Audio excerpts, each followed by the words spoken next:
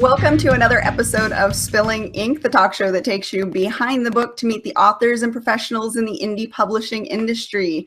I am back. I hope you guys missed me. I was away last week at Tucson Comic-Con, something we'll talk about a little bit later in the episode. But I want to introduce my two guests this week. I've got David, my co-host, as always. Hey, David, how you doing? Hey, what's up, everybody? Did you miss me? Of course I missed you. Oh, my God. It was really scary doing the show alone. Oh, really? Yeah. All right, we'll talk about that in a minute, but let's go ahead and introduce our guests for the week. I've got two to introduce you to. Sara Dobie Bauer. I hope I said that right. Did I? Indeed. Okay, yay, I did.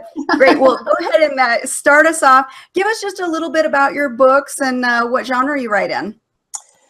Well, my name is Sara Dobie Bauer, not to be confused with Dobby from Harry Potter, although I am a Harry Potter fan. This is my book, Bite Somebody. This is my first officially big published book, I suppose. It came out in June. It's a vampire paranormal romantic comedy. It's very ridiculous. But I've been writing short stories and columns. I'm a sex columnist. I write every genre there is. I love writing horror. I love writing science fiction. I mostly love writing comedy because comedy brightens my day as well as other people's, I hope. We could all use a bit more comedy. Indeed. The sequel to Bite Somebody is aptly called Bite Somebody Else, and it comes out from World Weaver Press next summer. I'm also in two anthologies, one about urban legends and one about having a tattoo kink. Those both come out next year. I have a trilogy coming out with another publishing house, first coming out in the spring. It's called the Enchanted series. Lots of good titles there. I'm definitely going to have to check that out. Now, you said sex columnist. Where do you write? I write at sheknows.com. Okay, I know that website. Yes, I write for them. I used to do book reviews, and somehow it kind of transposed into writing about sex and getting vibrators in the mail, and my life got weird, and my husband really likes it. So. All right, well, that's awesome. Yeah, I can imagine. We'll have to get more into that later. I don't know how much we're allowed to put on the but you and I, we're going to talk later. Later. You said there's no rating on the show. I'm just saying. That's true. That's true. We'll just put a disclaimer before the episode. I should come with a disclaimer. That's true. There you go. All right. Well, let's also talk to Stephany Wallace, our other author of the week. Go ahead and introduce yourself. Tell us about your new book. Hi, how are you? Well, I'm Stephany Wallace, and I have a new book, Hidden Magic, it's called, and it's about druids and the ancient world of the Celtics and the magic that surrounds them. It was just released. It's a wonderful story. I really love it. It's something that I really enjoyed writing. Has a little bit of everything, romance, it's funny. It's a paranormal romance, a new adult, but I also have a clean version. So for everyone that wants to enjoy that. I also write sweet contemporary romance. And I have a new book that I'm going to put out on January 3rd that it's called Chasing Time. So I'm going to do a pre-order soon, and that's going to be available. I have a lot of projects for next year, actually. I have Renewed Magic, which is the second book in the Ancient Magic series that's going to come out in February. And then I have Somewhere Inside My Mind, which is another contemporary romance that's going to come out in April. And after that, I have a companion series for Ancient Magic that's also going to come out. It's going to have 2 books. So, I have a few things that I'm working on right now. Always busy. That's good. That actually brings us to our first topic of the week. We all know what month this is, November, which is National Novel Writing Month. The challenge is put out every year to write 50,000 words in 30 days. Are any of you guys participating? I am not participating only because I was kind of late to the party. I was interested in doing it, but I found out too late because I was caught up with the release of Hidden Magic and, editing the other book. And I was doing so many things at the same time that when I finally found out, it was pretty much already started. I tried to see if I could, catch up with the others and still join, but I have so many things going on at the moment that I didn't think that I could start another new story at the same time. But I'm missing out. I'm so sad. I am not either taking part, but that's because I finished writing a novel November 3rd, And I thought, wow, that'd be really, really mean to myself to be like, oh, I'm going to write another 50,000 words, like real quick. So no, I did not do Nano this month. I've never done it before. I don't know, something about it like makes me kind of anxious. And I think maybe that's the point is to like push yourself beyond your limits and make yourself really try to get the word count. But yeah, it just kind of freaks me out. But also, like, the Bite Somebody Else edits are due December 1st to my publishing house, and so I'd have some people kind of mad at me, I think, if I didn't get that finished. I hear you. How about you, David? Well, it's a perfect excuse. I don't know about 50,000 words, but there's a lot that I am working on. I'll try and get some words out there. Now, as far as the 50,000 words, that's just a word goal. I know a lot of people take it as writing a whole novel in a month. But if you're just writing every day and you've got multiple projects you're writing on, I say that still counts. And that's kind of how I approach it too. Sure. I like that idea. I'll accept that then. I'll pretend I'm part of it. If you say that counts, then it counts. I think it does, because the idea behind it is just to motivate people to get their butts in chairs and write. Exactly. I really like the idea behind it. I really like the project. I think it compares a little, to sprinting when you have somebody there, you're writing with another author and they're pushing each other because, it becomes kind of like a little competition too. The other person is writing and you kind of have to like, okay, well, how many words do you have? I'm behind. Let me go ahead and, try to do it faster. I consider entering, but the thing is, I'm working on a book that is already written and it just felt like cheating to me to go ahead and just, do that. So I couldn't, but I really wanted to do it. It's just, I think it's a great project. I have a lot of friends that are doing it this year. I don't know. I think I'm going to have to wait until next year. And I think it's a good introduction for people who want to write and need an excuse. But for people like, I can't speak for all of you exactly, but it sounds like everybody is already in the works with, their own project. So it to me, it's like if you have time and you haven't, this is a good time to start.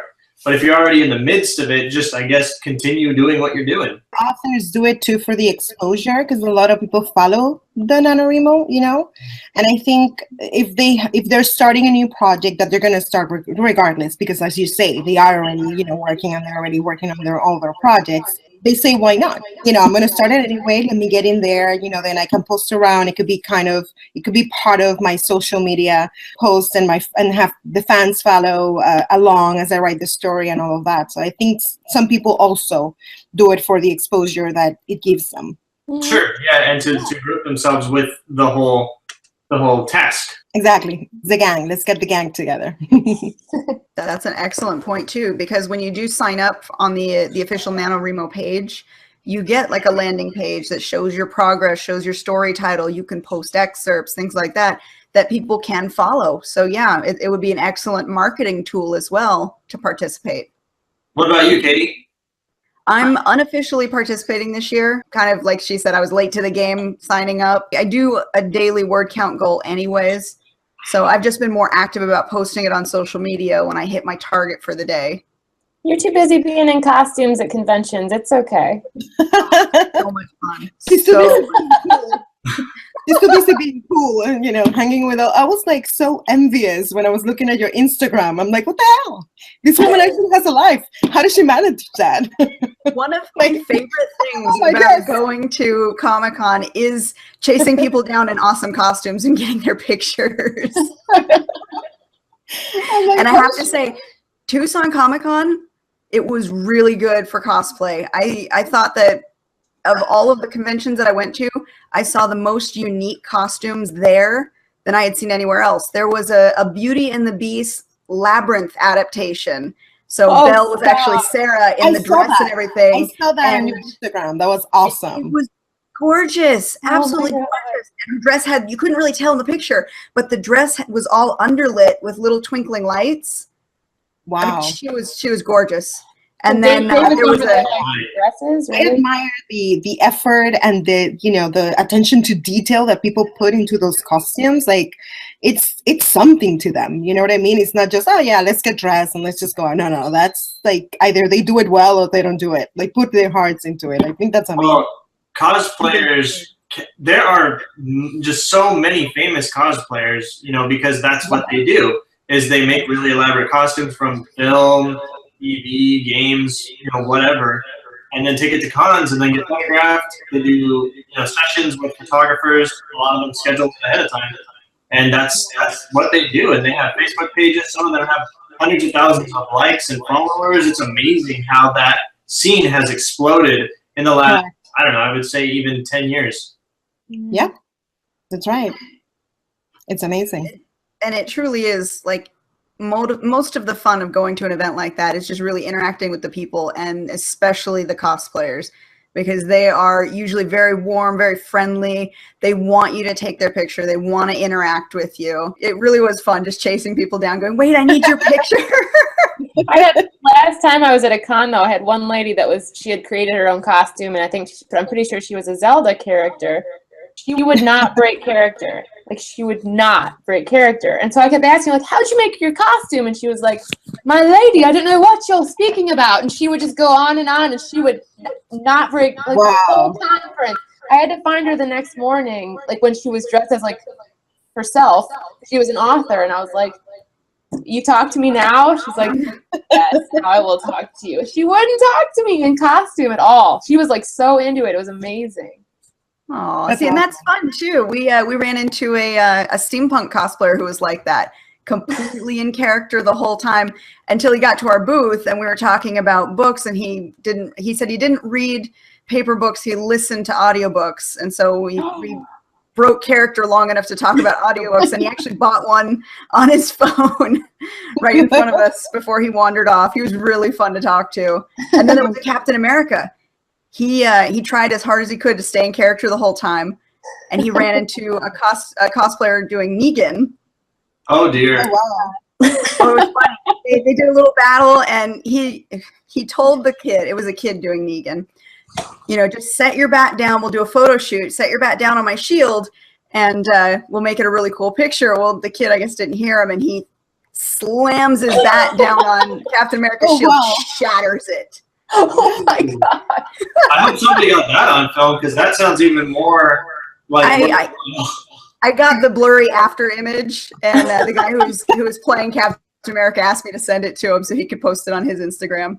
Oh my god! I bet Captain America was not so happy about that. He was laughing because he had like a legitimate shield. Like, he had a real replica shield where, you know, the inside it said Stark Industries. It was super thick and heavy, and so yeah, the bat didn't do any damage to his shield. He was cracking up though. Oh wow, that is hilarious. That's but yeah, it's so much fun. And a lot of authors have picked up on Comic-Con to go to as an event to engage the audiences. So you'll find a lot of fantasy authors are going. And this time at Tucson, they had Authors Alley, which the entire row was publishers, small presses, and independent authors. Awesome. So in a way, it was really good for networking. We were all able to kind of band together and talk. And on the flip side, though, as a consumer experience, I don't think it was that great because they were being bombarded all at once by authors as they got near us. Yeah, it sounds a little overwhelming. You know, you're trying to do your thing, and then they're like, "Here, take this. No, take this. Talk to me. Talk to me. No, talk to me." We can be pretty scary at con. Right. I don't know if you guys have ever been to Vegas and you saw the people on the strip that would like smack the cards and hand you the naked lady. Oh picture. yeah. Oh yes, that's how it was. We're all smacking our bookmarks. Here, take a bookmark. Stop it! Oh my god. All is fair, no problem. But you know, from a indie author standpoint, it was fun during the downtimes to really get to know the other authors around us and kind of chit chat and swap books. I think I came home with another couple of books from some authors that I had never known about before, and I can't wait to read them now. Would you say it's better to do a Comic-Con event than a regular author event? I would say it's genre specific because the fantasy and sci-fi conventions, the Comic-Cons, really cater to that crowd. If you've got dragons, if you've got elves, if you've got fantasy, if you've got science fiction, you're going to do better with that crowd than, say, a traditional romance. Very, very much so. I agree completely. I also think that if you're going to be an author going to a con, you better be ready to be in costume and make a statement. But if I'm doing a con, I'm in like the smallest dress I can find. I'm usually in a wig. I usually have fangs on. The highest heel, the 6-inch stilettos. Oh dear. How do I'm you stand playing that all day? very carefully. But always have support. Something to grab. Well, I you can call it. I kind of know, but shoes. I think that's important though, because I think if you're an author at a con, you're going to get lost in the insanity of the con. But if you, as an author, can create your own character and your own persona, that you might at home, we're all sitting around in our pajamas writing our novels, but at cons, we got to man up. We have to be characters. We have to fit a niche. And if we can fit that niche and get the attention, then I think they're really super useful, and probably more than book conferences, because at book conference, everyone's doing the same thing. We're all selling our books. We're all those Vegas guys with the naked chicks on their cards, hey. Hey, here, take it. If you're at a con and you can make an impression, you're going to sell a lot more books. Yeah, I agree. That's a great point. I partnered with Jenna again. We took one day of the convention and we did the dress up. So I was the warrior from my Chronicles book series. She was the Autumn Fairy from one of her book series. And we, people took pictures of us just like, cosplayers, and we would hand out bookmarks. And yeah, it became, another way to interact with the crowd and to draw them towards us versus, the other authors that might have been around. Mm-hmm. That's awesome. Do you guys think it's more advantageous? I mean, Sarah, you're kind of an exception because you're also a model. Do you think it's worth trying to, say, hire a model to draw people in? Because I see that a lot. You'll see an artist, and then next to them, their partner or whatever is dressed up as a character. Right. So, for example, at Palm Springs, I saw a dude. He was not dressed up at all, but then standing next to him was Mystique, and she drew in the crowd. So, do you think it's worth having like a model, a Mystique, to sort of just catch people's eye? I think so. I mean, I wouldn't conferences are expensive enough. And conventions are expensive enough. I wouldn't pay someone to do that. But if you happen to have a friend who wants to dress up, then yeah, I think that's very useful. And it's anything to get the attention, honestly, especially if it's Mystique. I mean, that's unfair. That's cheating right there. It is a little bit, but it got people in. I mean, I think he was selling sort of suggestive paintings of, comic characters. I think I remember, Catwoman was making out with Batgirl or something. Oh, dear God. I think it was something like that. It worked for him. It worked for him, yeah. For his. That's breaking so many canon rules. I don't even know where to start. Yeah. Well, this year we did, I was with Edna Walters, we did Utopia. And we took the model for her latest series, which is Iric series. Is one of the characters from the story, that has always been there. It was like the underdog or whatever. And then she gave him his own series, and it's amazing. But we're not talking about her another drink. But she took the model, and it was really something, because the second that boy went into that room, it was like the whole room stopped. Everybody turned around. It was all about him. Everybody was at the table. It was crazy. It was 2 days, and the 2 days that we were there, it was crazy. The table was just, we couldn't stop. Yeah, of course, people went to see her, but the model brought so much attention. I think it's totally worth it. Now, my question would be, did the model bring the attention just so that people could get pictures with him, or did it help sales out? Was there an increase in sales during that time? It was sales, because he was signing the books. He was signing the books as the character. He was dressed as the character. In the book, he had a black tank top and black jeans. So he was the guy next door before he became what he became in the story. So he was dressed as the guy next door, with the same thing that he had on the cover. But he was signing as Iric, which is the character. So people were lining up and picking up the book that was next to him on the table to give it to him so that he could sign. So it was him and Edna, and they were signing together. So she would sign the book, he would sign the book, and then the people would go on their way. What was the name of the author who did that? Edna Walters. Nice. Yeah. So, sex appeal. For Utopia, now I've heard of Utopia, I've never been to it. Would you say that that's more geared towards romance, sci-fi, fantasy? What's the genre for that one? I would say, in my experience, this was the only utopia that I went to. I would say it was pretty equal. There were 50-50 pretty much, the authors that were selling romance or that were selling fantasy. But I think the people that went there was looking more for fantasy than anything else. I think they weren't really, that interested in the actual contemporary romance books, although they were a lot of authors. Like I said, it was pretty much 50-50 on the tables. I think the people that were going were more the young adult, crowd. So if anything, they went with their parents, but it was pretty much, their mothers. And so the mother would buy a book or whatever. But, adults love young adult fantasy. So, even though there were adults there, they were all buying the fantasy books. So, yeah, I mean, I think the crowd was looking more for that than anything else. And that one is strictly a book event. Do they do like panels and classes and things like that as well? They did the panels, they did the classes, and I was actually in one of the panels. And the people actually attended them, like they liked them. I would have loved to attend a few of them. They were actually really interested about world building and all these things that are really good for us as authors. But I was too busy because, like I said, everybody was on the table. Since I was there as a PA, not as an author, I was the one with the model and managing the model. And we actually, in the cover of the book, he has a tattoo on his arm, which is not really a tattoo. It's his weapon that binds to him and it goes into his arm. And I actually did the tattoo on his skin with henna ink. So I was like busy all over the place because I was doing that on him. And then I was like, selling books, and I was like doing everything else and tending them to the table. So it was crazy.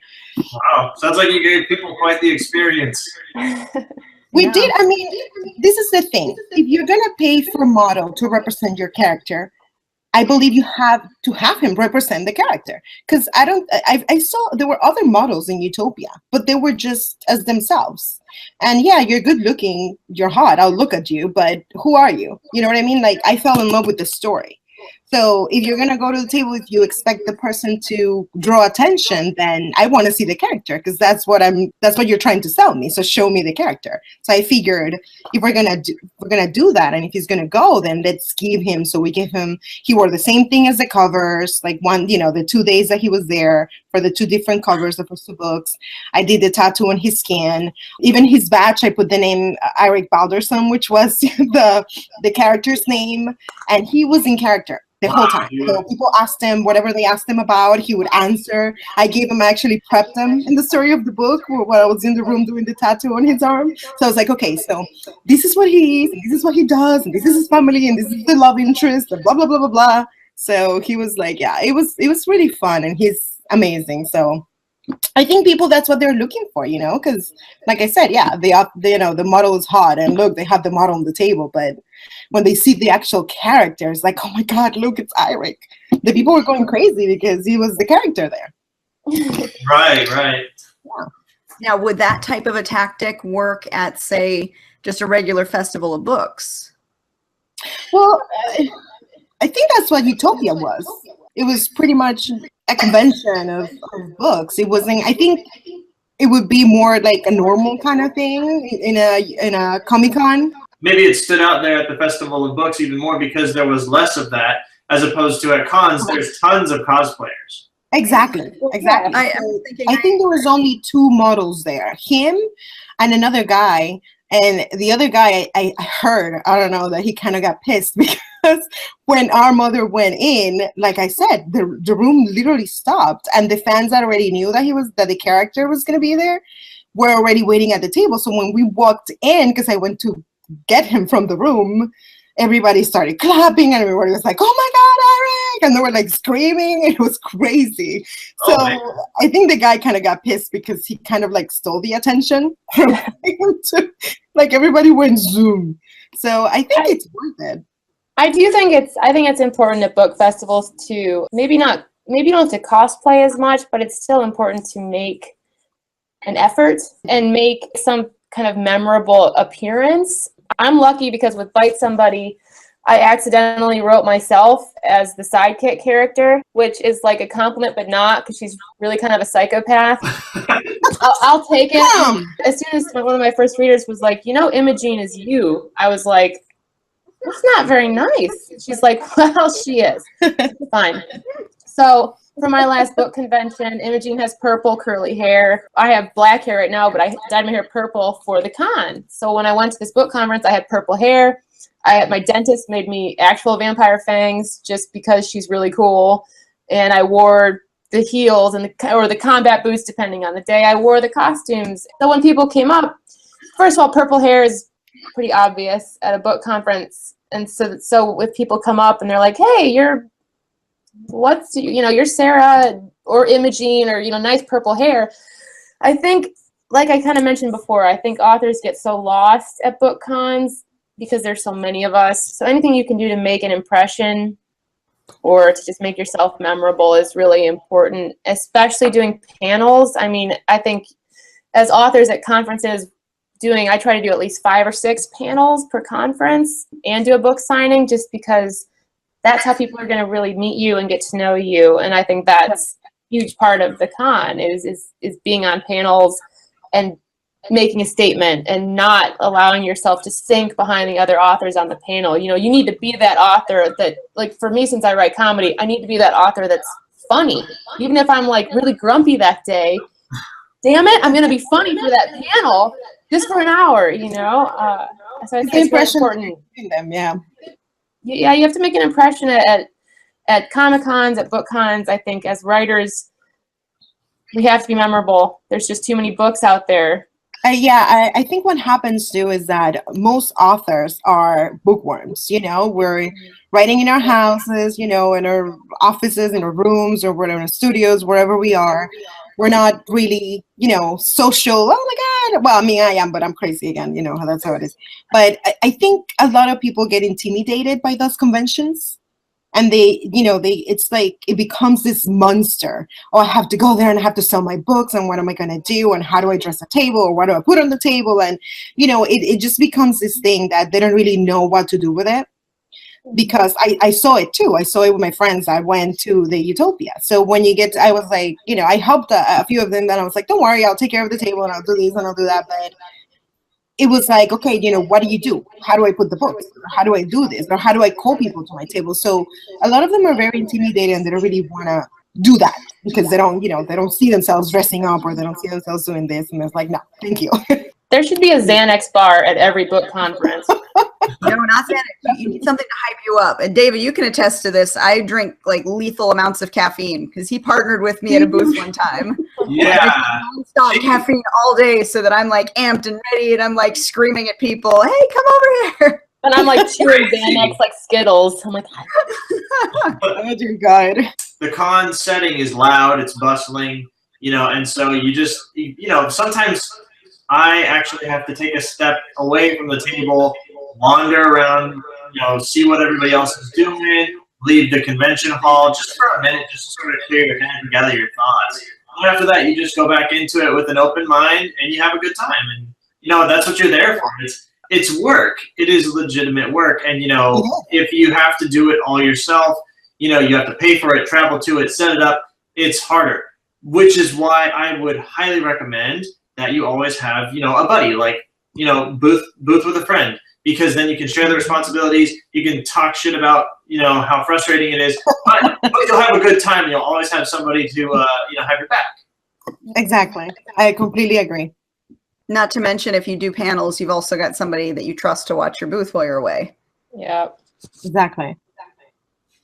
And panels, I agree. Panels are important to do. This last Comic-Con was the first one I actually got on a panel for and actually suggested the panel to Tucson Comic-Con. They approved it and I pulled some people in. It helps to not only, like you said, Sarah, make you a little bit, more seen. You're not fading into the background, but it also legitimizes you as an author because you're presenting information. You're the speaker. You're somebody to listen to. And now you can find me at booth 421. Just make sure you sound intelligent or then they're never coming to your booth. Yes. Don't screw And up. be loud too. You have to lean into that microphone, make your voice heard. Yes. I think for me, humor is always the thing that saves me, because everybody gets nervous. Everybody starts stuttering and gets, into that moment in which you go, oh crap, and now what do I say? Keep it fun or try to, don't try too hard, just be yourself and whatever. I think, you get through it. You get through it. Because you just roll with it.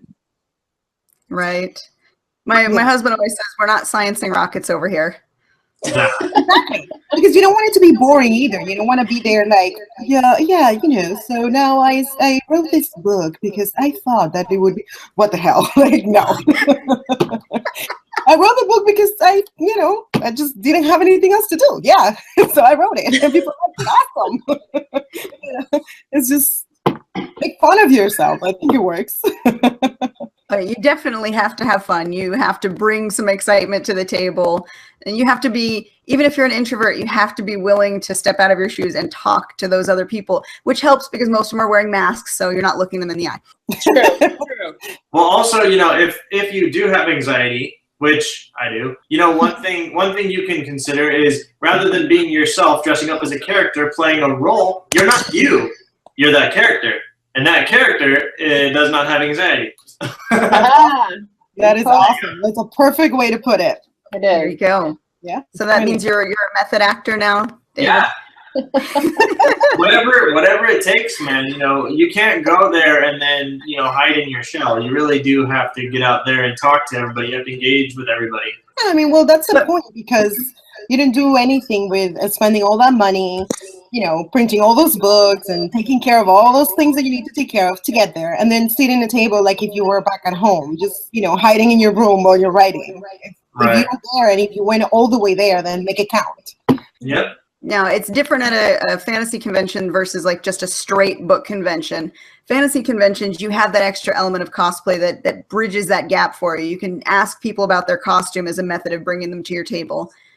But even at a book convention, you can start the conversation by just asking people, hey, what do you like to read? What was the last book you read?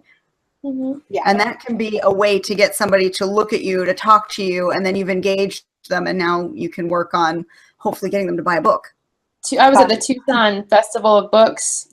I don't know if you've been down there, Kate, or not, but it's a really cool book festival. And I was down there and I met Elmore Leonard. He spoke and he conversed a little bit, but he was like the most unsociable and impossible to talk to author I'd ever met. And I asked him, when I was talking to him, I was like, hey, do you have any advice for new writers, for like writers starting out? And he said, well, don't try too hard. I was like, okay, well, thanks. That's scary, awful advice. But it made me wonder like how things have changed, because I am so sure that Elmore Leonard never had to sit, at a book conference and try to like sell himself and be charming. I just can't see him doing that. And I think it's really interesting that we've changed so much, maybe because of social media, maybe because of the con culture growing, but you look at these older authors that probably never had to go through what we're going through now, and you wonder how they sold their books. Now we're out there peddling ourselves and trying to be sociable, even if we have an anxiety disorder. We're out there, being in character and being friendly. Whereas Elmore Leonard would rather have probably just shoved me in the face, just been like, get away from me, And yet that was his culture of selling books, and this is our culture. So I don't know what's changed. Do you guys what do you guys think? He had that. I'm assuming he was traditionally published. He already had his people who did all of the work for him. All he had to do was show up, maybe say something, and sign his books. But we have to represent ourselves. We are our appearance manager. We are the salesman. We are everything. We have all of those jobs rolled into one. It sounds to me like he was just sort of spoiled. Not trying to talk trash, but if you wanna sell books and make friends and stuff like that, you do have to be nice. Not necessarily charming, but you have to engage with people and not be a dick. So because if you're sitting there looking grumpy and talking shit to people, no one's gonna want to engage with you. They're gonna go talk to the people who look like they're having fun. The same applies to even like movie stars, for example. If you go to a convention and you wait on that long line to talk to a famous actor and they're just rude and mean to you, then it's going to spread on social media that they're not very nice and their approval rating goes down. Whereas if it's an actor who's just open and friendly and generous and you're like, oh my God, this was the best experience ever, and you're more willing to support that actor. Absolutely. Yeah, and that can actually make or break a lot of people. Like, I think even now, Lou Ferrigno has a stigma attached to him. It's something about, like, Lou is $20 for an autograph Ferrigno because he was sort of pushy. I'm sure he's much nicer now. You know, right. Now that the culture has evolved where, you know, that's what people do. A lot of actors, The Walking Dead, for example, a lot of those guys are at cons. A lot of those guys make appearances, you know, post-mortem on the show. And if they're nice, they're going to be successful. If they're mean, maybe not.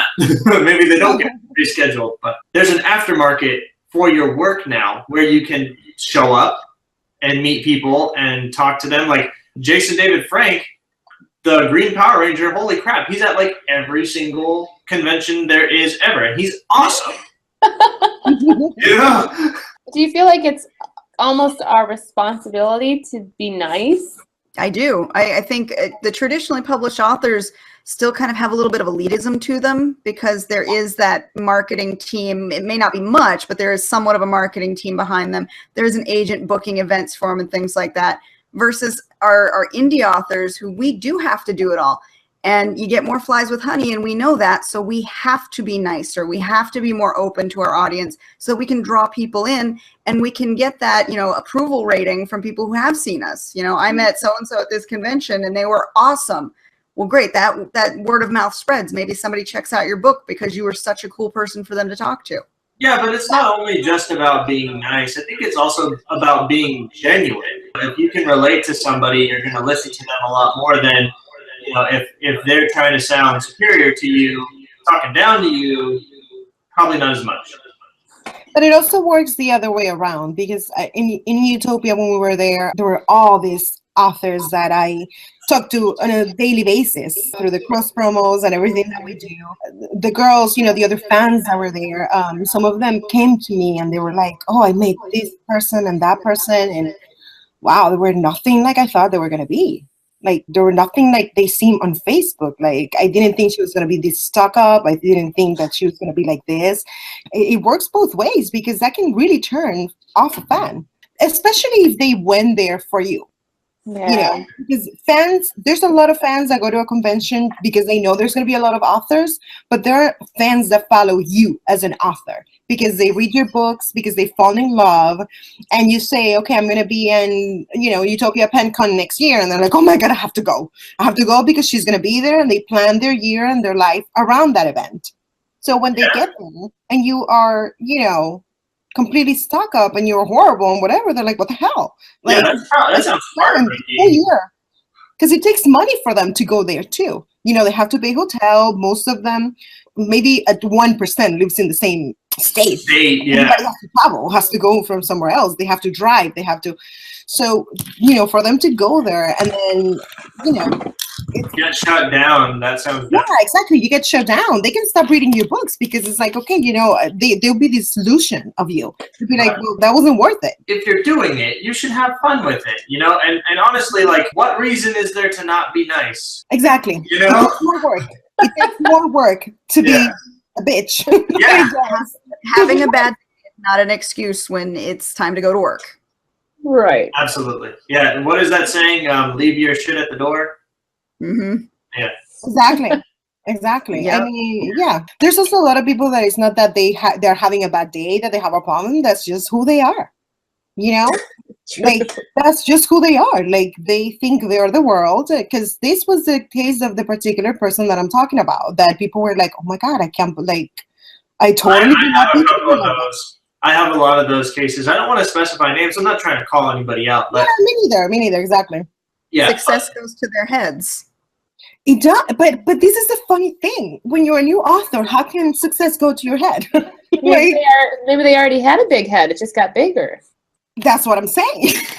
It's just who they are. Like, you just can't do anything about it, you know? If you've always been like that, and then they hand you something and they're like, okay, here it is. And now you're selling books and you're like, oh, you know, I'm so good.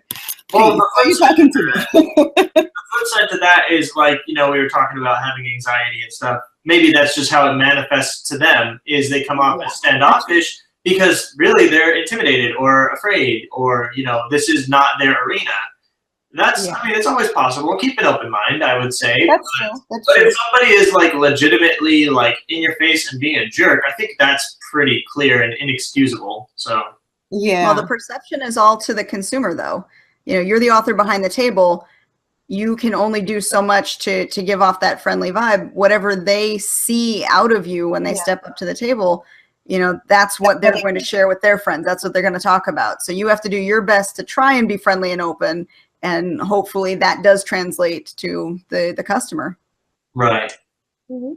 And it is hard too, especially if you are somebody who suffers with anxiety, or, you know, even if you're having a bad day, didn't sleep well the night before, you know, it's hard to just, you know, wash that away and smile and try and be friendly sometimes, but you just got to do it. I mean, I think you have to remember why you're there to begin with, you know? Why am I there? Because I want to socialize, I want to make relationships, I want people to get to know me and buy my books, because that's what I want. That's what I pay all this money for, and that's what I came here for. So whatever happened, if it's something is going bad, is going wrong, just try to leave it behind you and say, okay, you know, I'm doing this for myself. I want to say my books. I want to tell my story to the world. So let me just push forward and try to leave everything else behind, because you also meet so many amazing people in those events, you know, people that you never thought that you would ever, you know, we had people come from the UK. So you're like, okay, well, I never in a million dreams thought that I was going to meet this person because she was going to come to a convention. So it's an incredible opportunity to make connections with other authors, with the fans, with everybody. It's a humbling thought too, knowing that somebody, you know, all the way on the other side of the world is reading your books. I know. It's crazy. Yeah. That is so weird. I got a picture from a girl in Sweden, and it was funny, so I had to translate the tweet. Because I was like, I don't know what that says. And I was like, but it had my name in it. And I was like, I hope it's good. So I'm on Twitter, like, clicking, like, see translation. And it was like, oh, I just read Bite Somebody. And it was like a picture of my book in Sweden. And it is. It's just like. That's awesome. It's mind-boggling. I mean, it really is mind-boggling. And it's Absolutely. That's so crazy just to think that you can have that reach. Like, it's real. Like, you can really get people from all over the world interested in your work. It's so crazy.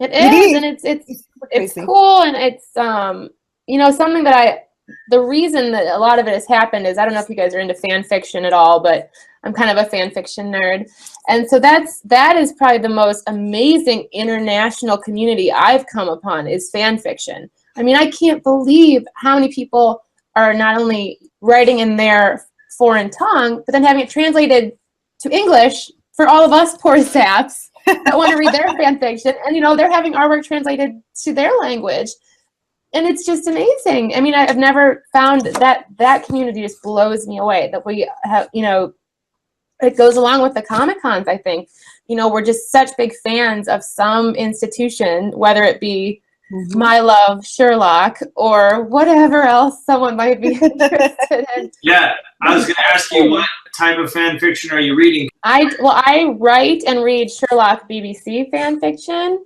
I blame Moffat and Gatiss completely, because they make us wait so effing long between seasons that we have to get desperate and write our own plot lines. I'm a Sherlock girl. Did I hear a rumor? That sort of gave it away. This is the last season of Sherlock coming up. Please tell me that was just a bad rumor. I think Cumberbatch said something to that effect, but he says weird things a lot, so I don't believe any of them. They're all huge liars. I mean, I'll wait the year to watch another episode. I will. I'm okay with waiting as long as there's more coming, because I love Sherlock.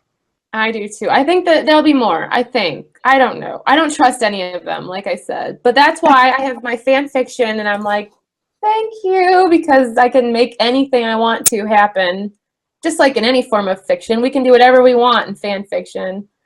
It's ours. It's wonderful. It's a beautiful place. A weird question, but have you ever adapted your fan fiction into an original story? Oh, we're going like the 50 Shades of Grey route here. Yep, you're going there. I have not, because I don't see a reason to. I think I like to keep my fan fiction and my fiction separate. Fan fiction is great, especially for beginning writers, because the characters are already established, as is the world. So all you have to do is step in and maybe add a scene that was missing from an episode. So it's a great starter place for new writers, and it's a place where we can just live out fantasies.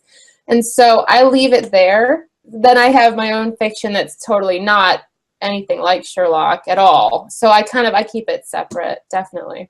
Just because it's fun. I don't want to muss the Sherlockness. Like, it has its own area in my life, and my other fiction has, a separate area. Oh, I was saying that I'm actually trying that now. I'm actually doing original fan fiction. So it's based in the world of already, established book, but it's going to be an original story with one of their characters and then my character coming together in the book. Oh, that's cool. Yeah, I'm excited about that. It's a new project, so we'll see. It's going to be released in April, but I haven't started yet.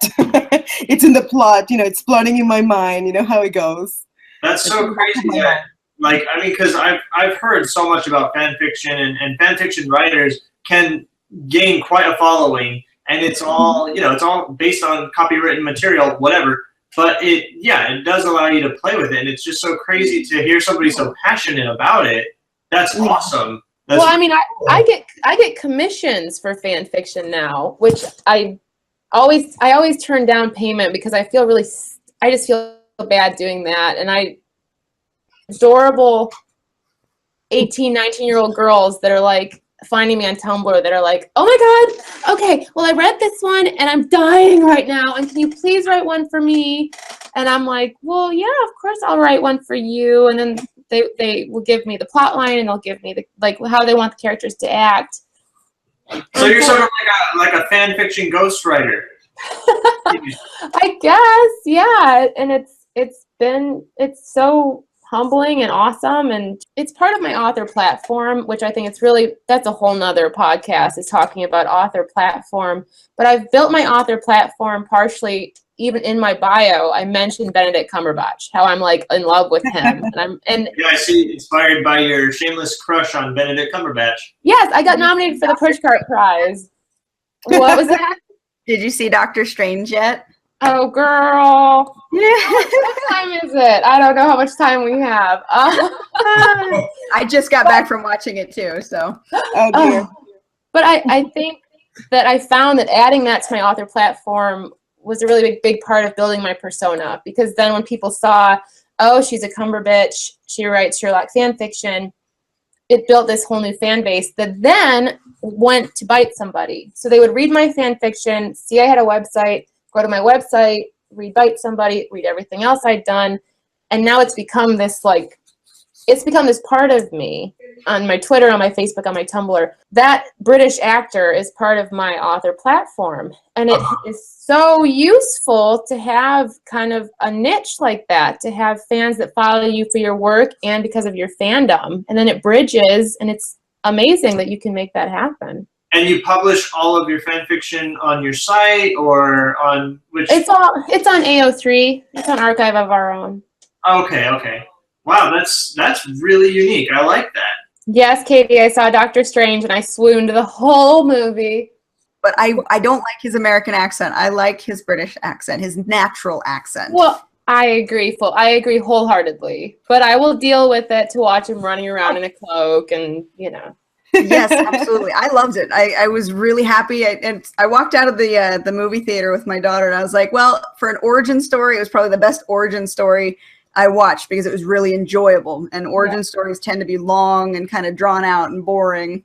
It was really fast. It was very fast moving, and Tilda Swinton was amazing because she's always amazing. And so that was fun. So now I'm excited to see what comes next, because of course they teased Doctor Strange, the sequel. They also teased Thor. Oh my God! Can you Tom Hiddleston and Ben in one movie? I'm just gonna be like a wet dream, like stop now! God, it's too much.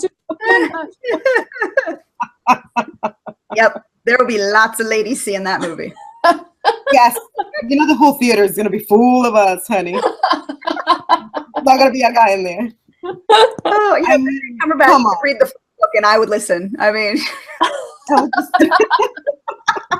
I have this crusher, Chris Hemsworth. He's just so yummy. It's ridiculous. oh, yes, yes. Oh my God. Actually, Brie, in my book, the heroine, the girl, she's obsessed with him. And then when she meets the other guy, she's like, okay, never mind. But I had to put him in the book because I had to. He's just so yummy. I like that meme that floats around every so often. Usually when an Avengers movie comes out that has all of them dressed in just their normal everyday clothing. And it said, you should be writing. And it's like, yes, sir, I will. I know. Okay. I had that as my screensaver for the longest time, too. Oh, I love it. It's perfect. Oh, dear. All right. So, well, since we were talking about fan fiction, then, Stephany, you said you do some. David, have you attempted any fan fiction of any sorts? No, actually, I've read some. Some of it's actually really good, but no, not me. How about you? I haven't, but and this actually, if you're still on board for the Dragon Anthology, we were talking about on the drive home from Tucson using fairy tales as a backing to our dragon stories.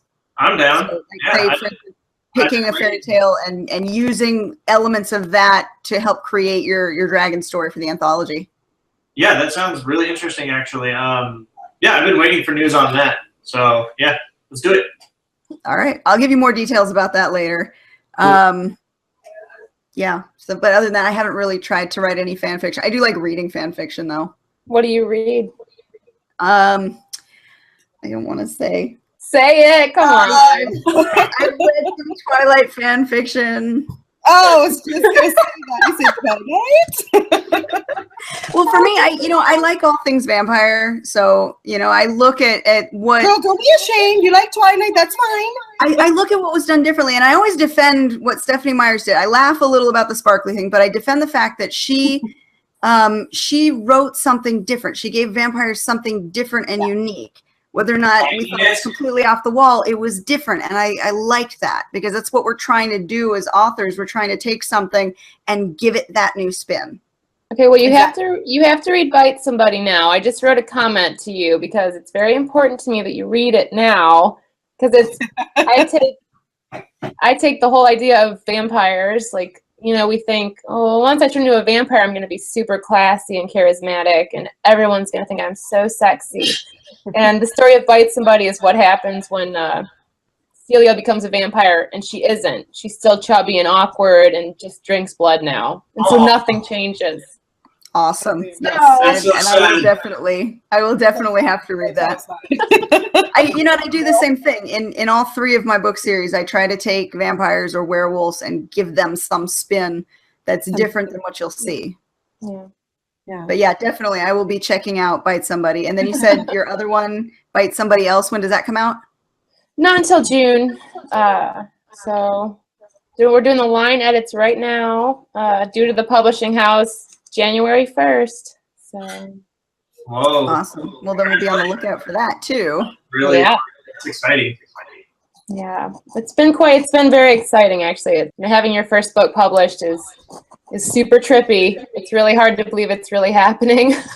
Oh my God, when it came, like the review copy came in its little box and I just kind of was like, rubbing on it. I was like, no one else could touch it. I was like, this is mine. No one else. So yeah, and the sequel, I'm sure I'll be the same. Every time I get an anthology I'm in or anything, it never gets old. It's always still just totally freakish that, after growing up dreaming of being a writer, then being a writer for my actual job, it's pretty trippy. It really is. Absolutely. Absolutely. Now, Stephany, your first book just came out. How was that?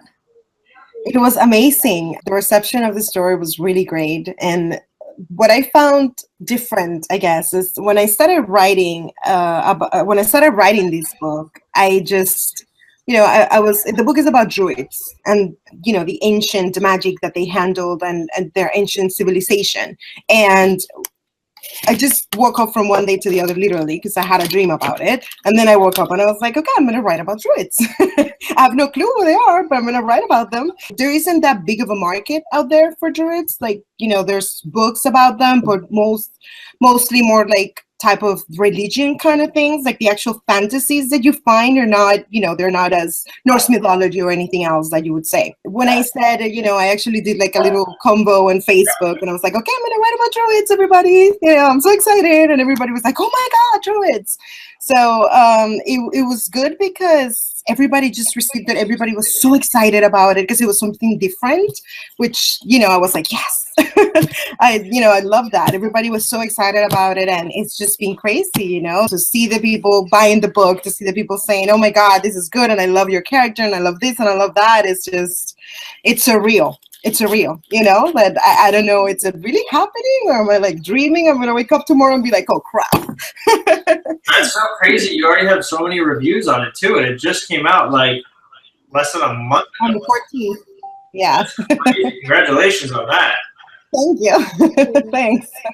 Edna says that I hit the ground running because, I've been working for her for 2 years, so I already have an idea of what you have to do, what you need to do to push the book out there. So when it was my own book, I was like, yeah, I do it for everybody else. I have to do it for myself too. So I did, the cover reveal event. I did the launch team. I had the people there. I had the ARC readers. So I kind of went like all out, and I tried to do as much as I could, with promos and cross promotion and asking people to please share the links and, all of that. You can already tell that it's all working in your favor. That is so Thanks. Thanks. Yeah. I'm happy. It's nerve wracking too, because again, it's my debut, so, even though I was pushing these other authors there and doing all these things for them, it's so much different when it's your own book. It's a different degree of like responsibility and a little bit more pressure. Yes, it's a lot more pressure. I'm working on the second book, Renewed Magic, already. That's going to be released in February. I don't have the date yet because you know how it goes. But I'm continuing the story and I'm very excited. The series is actually going to have 3 books. It's a trilogy. And then it's going to have 2 companion books for 2 of the main characters that people are already going crazy over. So I decided to do it because they're pretty cool characters. One of them, the girl, she's a druid warrior. And she is an Ovad, which is pretty much a seeress. She's a prophet. And the other guy, he's also a druid warrior, but he is the funny guy of the book. He's hilarious, and he's always, like pushing his brother's buttons and, doing crazy kind of things, trying to keep that. And after that, I'm already plotting the Winter Court Chronicles. So, yeah. We have a lot going on. But with Hidden Magic, I'm having a sale, actually. I don't know if this is the time for me to say it. Absolutely. Anytime is good. Awesome. I'm having a sale. It's going to be 99 cents on the 23rd of November. 23rd and 24th. So anyone that wants to check it out and hasn't had the chance, they can take advantage of that and get the book for only 99 cents. Sarah, do you have any sales that you want to make the listeners aware of? Sales, no. Buy Bite Somebody. But I think, I'm trying to think, the next thing I have coming out is in January, and it's an Urban Legends Retold anthology from Pen and Kink Publishing, and it's called Legendary, and it comes out in January. You can find all the links to my publishing credits, old, new, and upcoming, are all at saradobiebauer.com. But Legendary is going to be super fun because Laura Harvey, she's amazing. She's an amazing editor to work with. And she asked for these, she wanted Urban Legends Retold. And knowing that I write comedy, I don't think she was quite prepared for what I sent her, because I sent her one of my favorite urban legends is The Man with the Hook and the couple making out in the car. And I sent her, it's 2 men and it's a dark comedy with the hook.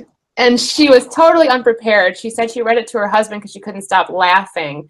But I think I'm the only one. Like, I haven't read the rest of the anthology, but I'm pretty sure I'm the only one that's like really just ridiculous. And she was like, I'll take it. I was like, are you sure? Because I know it's super, super ridiculous, and I don't know if it's what you were looking for. And she's like, no, this is going in this anthology. So that comes out mid-January. David, have you released Rainblade in audio yet? Yeah, it's such a trip because, you know, I don't know if you guys have been using the iTunes store, but like I've been there forever. And then to actually like be able to see something that I made and see it listed in the iTunes store is such a trip. It's so cool. All right. Well, I think we are at time right now. I do want to put a reminder out about Wicked Winter. I know I've said it a few times before, but this is the last couple of weeks to get it at the 99-cent sale price. And that is the anthology to benefit the Alzheimer's Association that will publish December 4th. So we'll make sure to put the links below in that. And also, since we're talking about sales, I'll be participating in a Cyber Monday sale for the second books in all of my series. They'll be up for 99 cents. The first book is already free, so you'll be able to snag that second book now in each of my 3 series for 99 cents on Cyber Monday. Wow, that's quite a steal, actually. That is awesome. All right, guys. Well, thank you guys for hanging out with us this week and sharing your insights on conventions, cosplay, and fan fiction. And our little pleasure that it is. Our off-the-rails adventure into British men that happened. Well, what are you going to do, right? It happens. Yeah. It happens. But yeah, thank you guys so much for hanging out with us this week. It's been a really fun show. It's been great talking with you guys. And we will make sure that all of your links go in the description below so that our audience can find you easily. Thank you so much for having me. Thanks. And for all of our viewers, we'll be back again next week with some more authors to introduce you to and some more great topics to talk about. We'll talk to you later. Bye.